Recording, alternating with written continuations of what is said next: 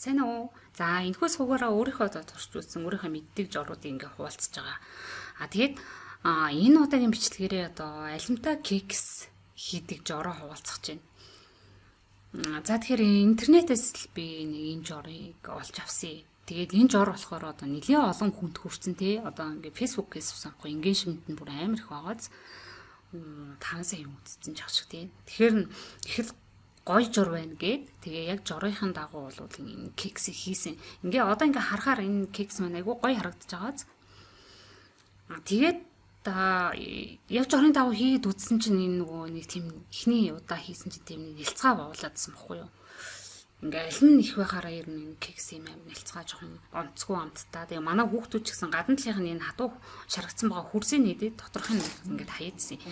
Тэгэхээр би одоо бас буруу хийсэн болов уу гэж бодоод дахиад жороо үзэж байгаа дахиад нэг хийж үзлээ.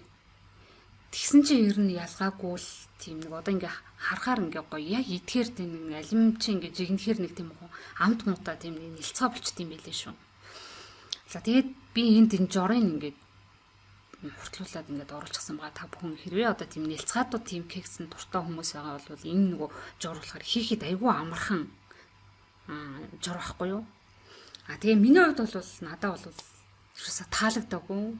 Ах ер нь ингээд кексэнд ингээд алим хийснээс ураг дангаар нь нэсэн илүү гоё амттай илүү санагдсан. Тэгээд ер нь ийм кексийг штэ бананта хийж үзсэн. Тэгсэн чинь бананта хийсэн яг дажгүй байсан. Яг дангаар нь дан банан хийгээд тэгээд яг нөгөө нэг ингээд цэцгийн тостоо тэгээд зөвхөн гурлаар хийдэг уяасаар эсвэл хийдэг кекс бол хамгийн гоё санагдсан. Тэр та бүхэн ямар ч гэсэн хийгээд үзээрэй. Хэрвээ юм нэлцгаа зөөлөн кексэн дуртай хүмүүсэд бол энэ жур бол гоё юм лээ. Нялх жоохон одоо настай хүмүүст хийж өгвөл